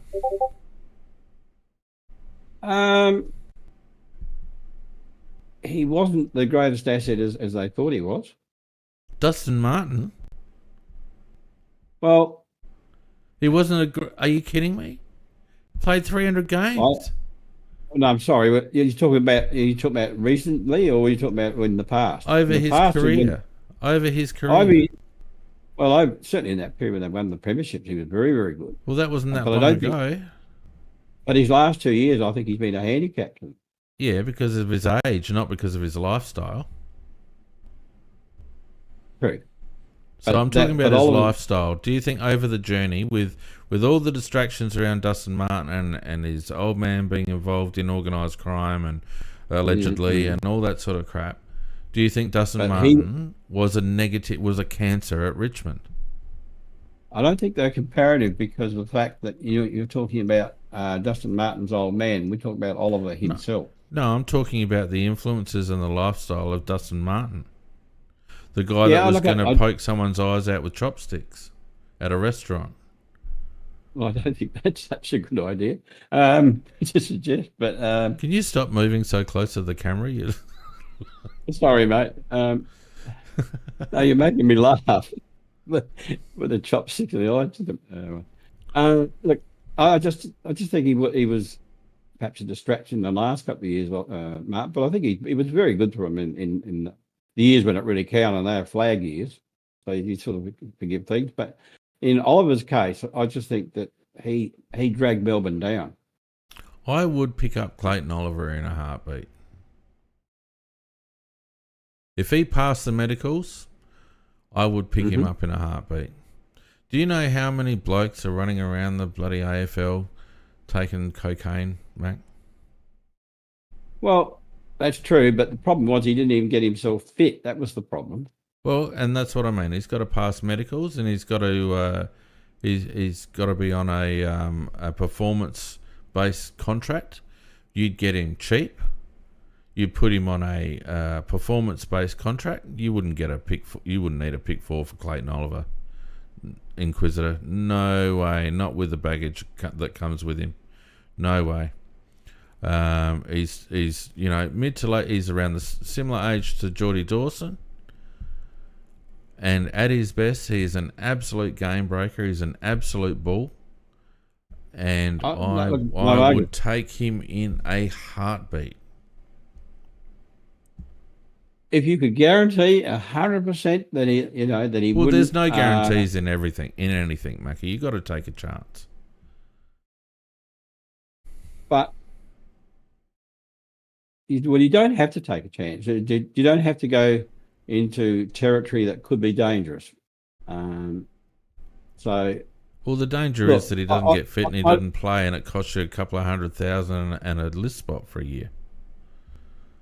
Look, I'd love to have a fit Clayton Oliver that was interested in nothing but playing football. Would love to have him because he, as you said, he is a great player. But it can also have a negative effect on your group. It can affect other players in terms of the way they think about it, or they may even slide down in the same track. So I'm really disappointed in your thinking, Macca. I'm really disappointed in your thinking because our stupid bloody club kicked out a very, very good small forward who's gone on to have a very, very good career with a contending club and won a flag. We continually play the goody two-shoes all right? It's a football club, not a knitting club, right? And yes, obviously these blokes have to be professional, and Clayton Oliver's had a challenging time over the last 12 to 24 months. But he like, given the difficulties that Adelaide has in attracting quality star players to the club, you've got a guy that probably needs a second chance in a new environment with a fitness coach that knows him well, right? And he's got a chance in a new environment to refresh and kickstart. He's got another 5 or 6 years left in him, right? Imagine getting 5 or 6 years of 85% Clayton Oliver. I'd take that in a heartbeat for a salary dump and a third rounder. Absolute heartbeat. Wouldn't even think twice about it. What would you give? Well, I'd give what he's worth at the moment. He's damaged goods. Yeah, so what would that be? A late second or an early third. And you reckon Melbourne would take that? Well, yes, I think they would. No, I don't think so. They're definitely not getting a first rounder for him, Macca. They will not get a first rounder for him. Yeah, but it won't happen. It won't happen because we are a conservative team, and the question that I asked was not whether it will happen; it was what would you do, and I guess we got the answer to that one. We did. What would you do? You'd take him in a heartbeat. Wouldn't even think twice. Well, I guess we'll never know the answer to that because we won't do it anyhow. Who's more valuable to the side, Jack Lukosius or Clayton Oliver? We're thinking about doing a future first for Jack Lukosius. I'd do the same deal for Clayton Oliver, starting the car and laughing my way to the bank. Yeah, well, look, it probably is worth the gamble thing. Probably is worth the gamble, but I'd really want them to be 100% confident that he has got the right, like his mind's in the right place. Well, I don't think you can be 100% confident because nothing's ever a certainty in life. No, as sure as you can be, put it that way. Well, you do your medicals, you do your psych interviews, you talk to other players around him, you get Darren Burgess involved, you get Neil Bullen involved. Like, you do your due diligence, but as long as he's not sitting on the side of the road smoking crack, then away you go, in my opinion. Anyway, it's a hypothetical, but it's interesting. Like, I think we get caught up in what's available, and I think the Crows we have not had a good midfield for 10,000 years, not since bloody early 2000s, Macca. And I just think it's imperative. We've got a draft in front of us that is absolutely, this is probably, I think, going to go down as one of the best midfield drafts for a long, long time. A long, long time. And it would be fantastic to have 2 bites of that cherry in the first round. But if we can't have 2 bites of that cherry and we could somehow shake a Clayton Oliver or someone like that out of Melbourne, and end up with a young lad coming through and Clayton Oliver with a second chance, I'd be happy with that. And we're talking about giving up a future first for a lead up forward with questionable ability to take the hard stuff. I think it's a no-brainer. I just think it's a no-brainer. Yeah, well, look, it is. Look, I'd like to have two cracks at the draft in the early stages. I agree with that because it is. I think it's going to end up being one of the super draft might be a bit big, but it's people are talking about in terms of being very close to a super draft. So 2 picks would be better than 1 pick, no doubt about it. Okay. All right. We've got a couple of people that want to have a quick chat before we go. At 1990, you've been waiting there for a while. Come on board, mate. Haven't heard your dulcet tones for a while. Apparently, you've got a bit of a story about Mr. Martin. How are you, mate? You're on mute.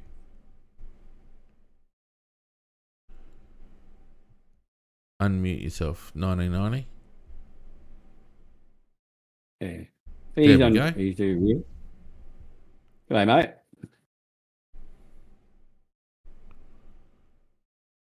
You got us 1990? Well, he's showing us there. Yes, but he's muted. You there, mate? No, I'll put you back to the crowd. I think you've got to sort out your audio, so come put your hand back up when you got that sorted. Arab's here for a bit of a chat. Arab, how you going, mate? Hello, guys. How are you today? Good, Arab? good.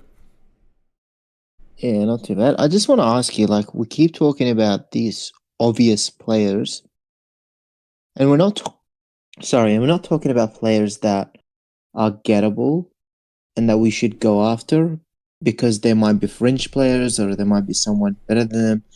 Like, for example, last year, Port Adelaide got Ivan Soldo and what's the other, Ruckman Sweet, something from the Bulldogs. I want to mention a few players and I want to see what you think of maybe picking them up or even going for them. Okay. One of them is Matthew Kennedy from Carlton. He might be a good one. No. Slow inside midfielder. We've got about 10,000 of those, Arab. So I'm guessing you want him like then Ben Hobbs? No. Because we were going to pick him up instead of Rochelle. No. But then he was a bit Victorian, so I don't know. Yeah, Hobbs hasn't come on as he should have. Kennedy is he's AFL standard, and he played every game for Carlton this year in the midfield. But I think he's getting towards the end of his career rather than at the beginning of it. He's too slow, and he's an inside mid. We don't need an inside mid. We need we need class on the outside. That was why are you going to pick up Oliver? Because I think that's the same thing. He's a far better inside. He's a far better ball midfielder than anyone we've got in our team so far. He would come in and on form be our best midfielder, Arab. But I think the thing with you're talking about fringe players. Oliver isn't a fringe player. And coming back to Hobbs looked okay when he first came in, but he hasn't gone on. He hasn't developed into what he should be. Now, there's two that if you say people really need to go for this draft, would you give up pick 4 for Nazaya Wangine-Miller from St. Kilda? No. Or is that too much for a player like him? No. He's a halfback flanker and a very, very good halfback flanker too. Quality halfback flanker, but we need midfielders. Because to me, I see him more as that wing role that can put the ball forward. He's got such a beautiful kick and he's so smart. But you don't pay pick 4 for that, Arab. And what about for Ruckman? Would you go after Rowan Marshall or? I like Marshall, but I'd love to. What would you? You'd have to give up too much for him. Yeah. I don't think you'd want to compromise your draft hand to replace O'Brien, because I think you're giving up too much. You're compromising your situation too much. Macca, sit back. I'm sorry. I don't know. Just thinking about it. Because I'm like, well, there are players that we can get. Well, I don't know whether you'd be able to get Rowan Marshall. We haven't been signed that way. I don't know whether you'd be able to get Rowan Marshall. If I had Rowan Marshall and you were approaching me, you'd have to, because I think he is that good, you'd have to offer me 2 first to get him.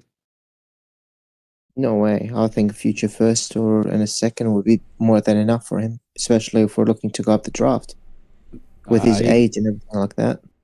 If you go and examine the stats, this guy's not only a good ruckman, he takes a heap of marks around the ground, and he's also can take a mark in front of goal as well. He's a good package. He's 2 first rounders every time.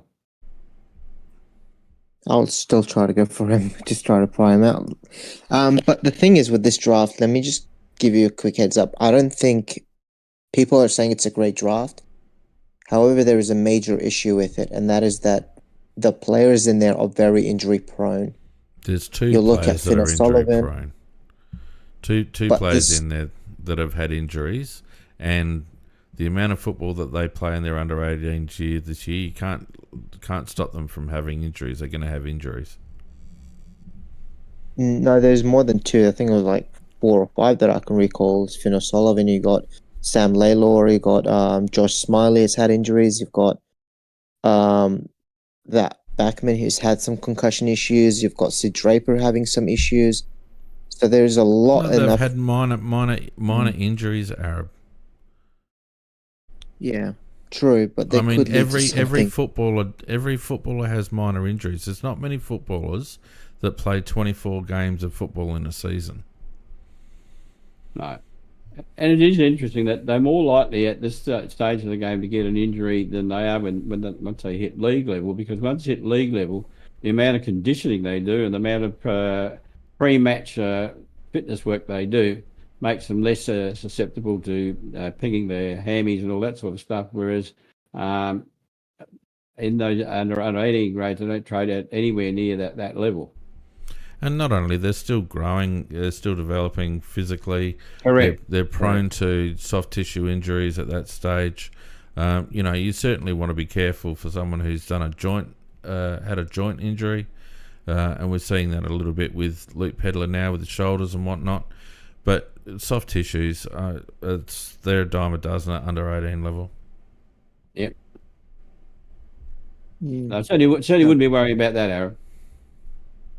It's no different to any other season.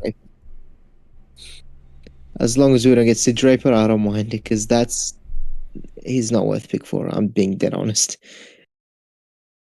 Well, I mean, they've all got good attributes. It depends on the type of player that we want. I don't necessarily think that Sid Draper's the type of player that we want, but he's certainly a first rounder, Sid Draper. I just don't think he's our player. I think he might even slide, to be honest with you, all the way to pick 20s. He might be one of those players. Every year we have a player that's projected to be picked 20, and then you see him go all the way down. The thing with Sid Draper is that he's so unversatile. He's just a midfielder. He can't play forward. He can't play back. He doesn't have a strong kick or anything. Like Sam Walsh.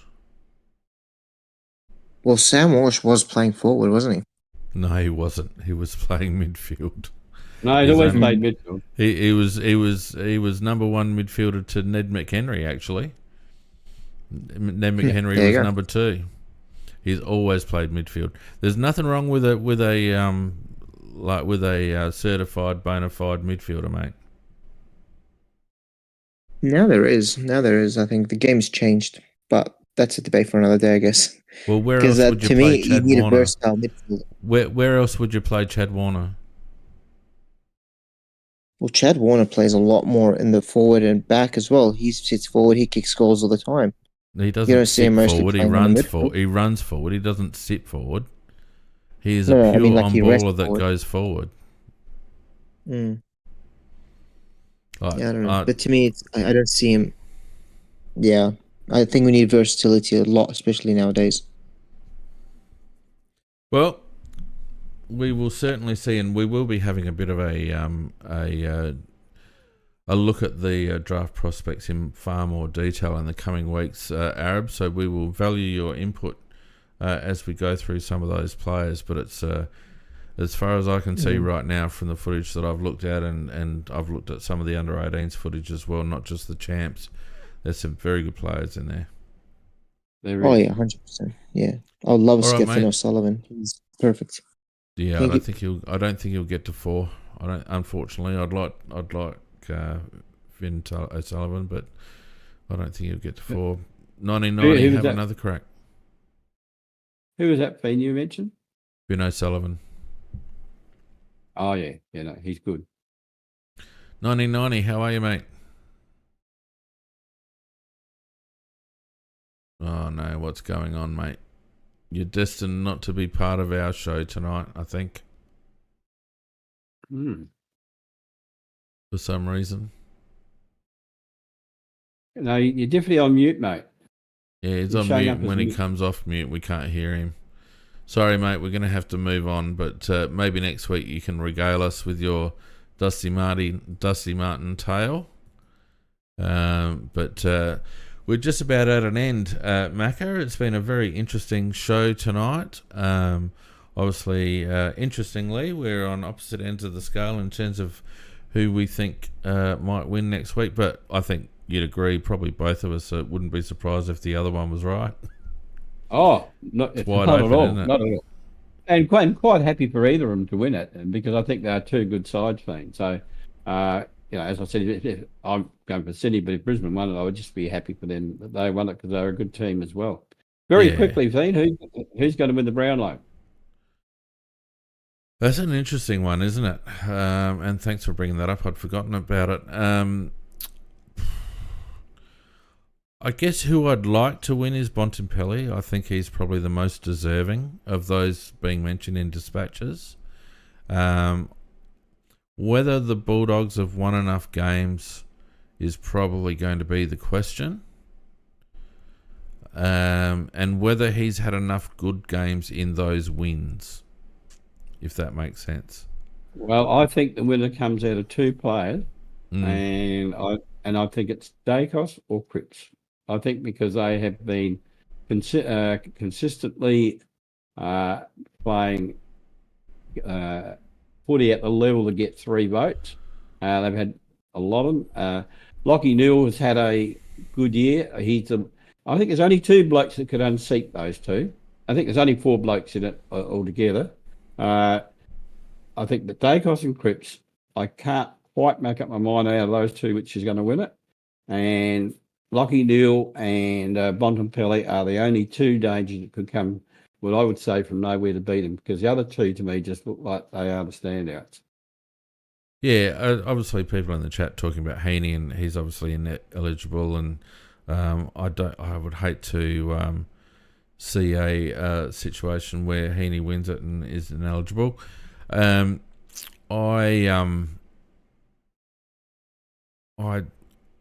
I have a bit of a soft spot for Bontempelli. I just think he's a class player. He is. I actually think Dacos gets a lot of easy ball. He's very good with it. He's a good user of the ball, gets on the outside. And I'm not saying he's soft, but he's I just feel like Cripps and Bontempelli get a lot of their own ball a lot more. That just I totally agree. Yeah. Paddy Cripps I really like. I know you're not a big fan, but I really like Patrick Cripps. Is he a two-time Brownlow medalist? I don't know. Well, I haven't been a fan of his, but I've had to sort of bite my tongue a bit this year because I think he has carried Carlton on his back. He really has. Oh, there's no doubt about that. And to me, that's why I think he's going to get a heap of votes. Dacos will get Dacos is going to get him because he's very flashy, and that catches the eye. And the umps don't think a lot; they just Dacos. See, I just, you've got to remember, Collingwood finished 2 games out of the 8. They didn't win enough games. Like, it would be highly unusual for a player out of a team who finished that low. And I know if anyone was going to do it, Collingwood would be it. But I just don't think they won enough games. And even Patrick Cripps. I mean, Carlton had a very bad patch there where they dropped like a bloody stone for a few weeks there out of the top 4. Yeah, but having said that, but if a guy, you're right about both those 2 teams. They did have those patches, but if a guy has 41 possessions in a game, even though they've got the team's got done, he still gets 3 votes. Well, it depends. It depends, I guess. I mean, look, traditionally you wouldn't find a player in a team outside the top 6 win the Brownlow, right? But it just so happens that the 3 favourites, Cripps, Bontempelli and Dacos, are all in teams that are outside the top 6, which makes me think that Lachie Newell is a real chance. Lachie Newell is the real. He's the one that, in my opinion, has got the greatest chance of upsetting those 2. I still think it's going to be one of those 2, but if it's to be an upset, I just think the bot's just not going to quite get there. But I would love him to get it. Don't get me wrong. I'd love him to get it, but I don't think he will. But I think Lachie Neale is going to get a lot of 2s and 3s. So he's a challenger. But I still think Cripps and Dave. Here's a smoky for you, Mako, for your multis. A team that entered in the top 4. And a bloke who didn't necessarily come to play in the finals but had a very, very good home and away season, Zach Butters. Too hot and cold team. He's got a lot of games where he's going to get the 3s quite easily, and he's going to get a lot of games where he's going to get nothing. Only takes 3s, mate. They won more games than all of those other clubs that we're talking about, bar Brisbane. I'm not saying he'll win it, but I wouldn't be surprised if he polls very well, Zach Butters. Yep. He's a vote catcher. There's no doubt about that. But if he did win it, it'd just be a bit. The good thing about Butters winning, if he won it, when he walked up to for them to put the medal around his neck. He because he always lifts his shoulder and all that. They'd find it very easy to put the medal around his neck because he's already gone for that around the neck free. So and he'd probably even fall over.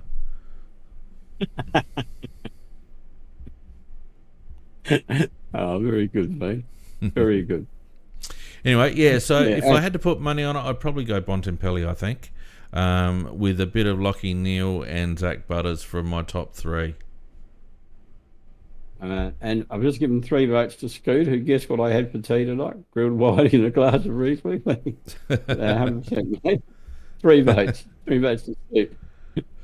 If I have to split Cripps and Dacos,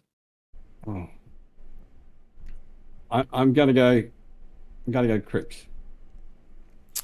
Yeah, the one I don't want to see Heaney top the voting. That would be a bit of a heartbreak because that was so soft.